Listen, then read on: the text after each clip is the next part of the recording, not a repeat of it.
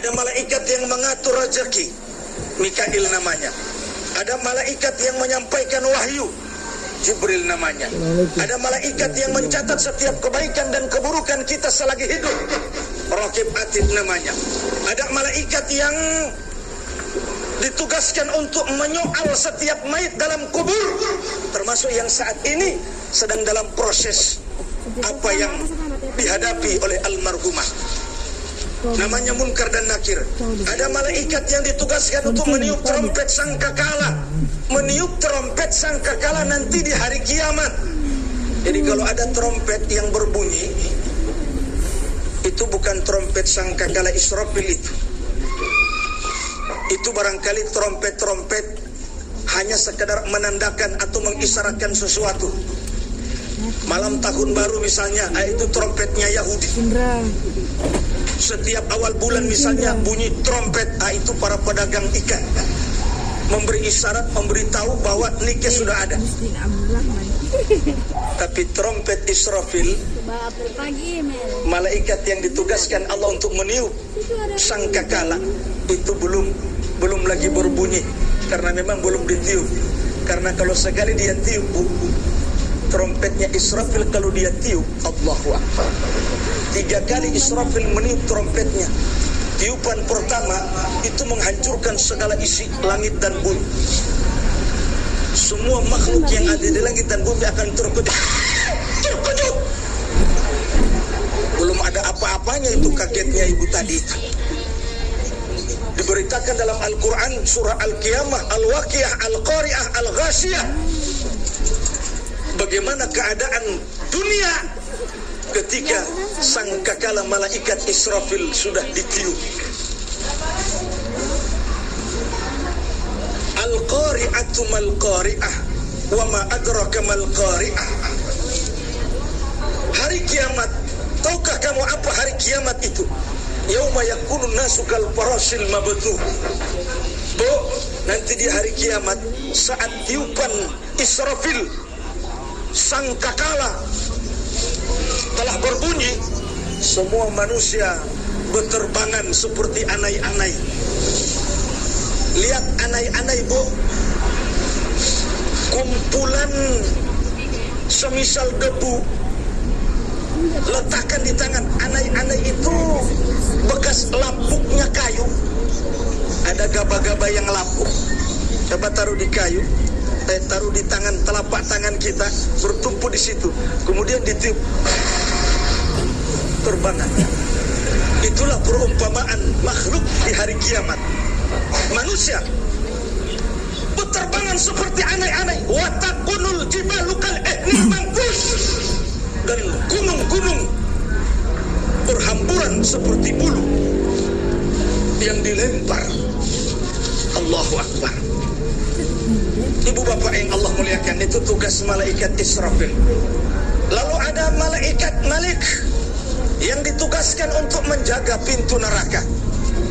Ada juga malaikat Ridwan ditugaskan untuk menjaga surga.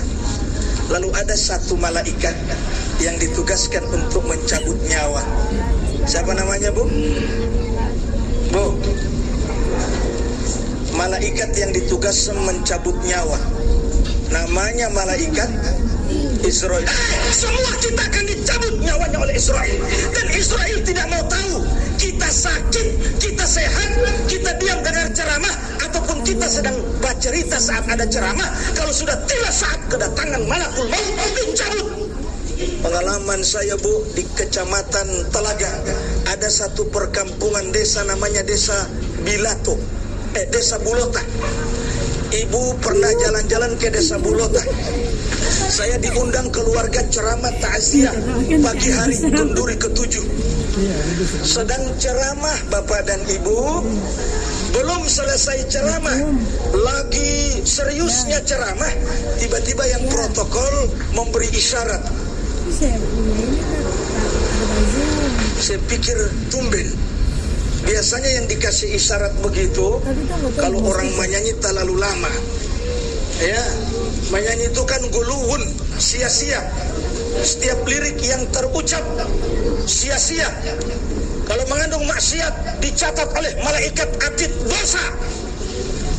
Tapi ini baca ayat, memberikan tausiah, nasihat yang Allah Subhanahu wa taala tegaskan dalam Al-Qur'an surat Ad-Dariyat ayat 55. Wa dzakir fa inna dzikra tanfa'ul mu'minin. Sampaikan nasihat, sampaikan peringatan, sampaikan tausiah. Karena sungguh nasihat, peringatan itu bermanfaat bagi orang beriman. Kenapa dikasih kode begitu? Oh, rupanya itu Bapak, dia bisik saya, Pak Ustaz, mohon maaf, masih ada doa arwah. Kalau boleh ceramah diskors dulu, kita doa arwah dulu Pak Ustaz. Nanti setelah doa arwah, baru kita selesaikan ceramah sampai waktu zuhur. Oh, Masya Allah, baik. Kalau begitu saya cukupkan ceramah. Wassalamualaikum warahmatullahi wabarakatuh. Selesai ceramah saya. Belum Pak. Ini cerita saya di Telaga. Diambil alih oleh protokol ini, Mike. Bapak-bapak, ibu-ibu, mohon maaf, ceramah kita skor sementara waktu, kita ikuti doa arwah bersama dulu. Nanti sesudah itu kita ramah tamah sekaligus meneruskan ceramah hingga waktu zuhur. Bapak-bapak imam kedua Pak, bismillah, kita doa dulu bersama di dalam, ke dalam mereka. Pak Ustadz, insya Allah kedua saya ke dalam, dipersilakan oleh MC ke dalam. Bismillah. Sudah atur saf di dalam. Bapak Ibu hadirin yang Allah muliakan, harus diperagakan begitu supaya persis aslinya kan. Begitu kami buat halakoh di dalam, zikir dan doa. Ini yang MC di samping kami. Belum selesai zikirnya, wiridnya, doanya, tiba-tiba ini yang barusan MC mendadak kejang-kejang, mahe hulu-hulu helio, langsung roboh. Geger ini keluarga, langsung ditenangkan beliau. Sepertinya tidak bisa diatasi di tempat ini, bawa ke rumah sakit, dibawa, gotong, ambil mobil, bawa. Singkat cerita, dibawa pulang ke rumah, sudah dalam keadaan jenazah. Pihak rumah sakit katakan sudah mati di perjalanan ini beliau. Bapak Ibu hadirin yang dirahmati dan dimuliakan Allah Subhanahu wa taala. Bayangkan, yang meninggal siapa? Yang meninggal MC, bukan orang sakit yang diopnam di rumah sakit. Bukan orang yang tua renta. Bukan yang mengidap sakit kronis.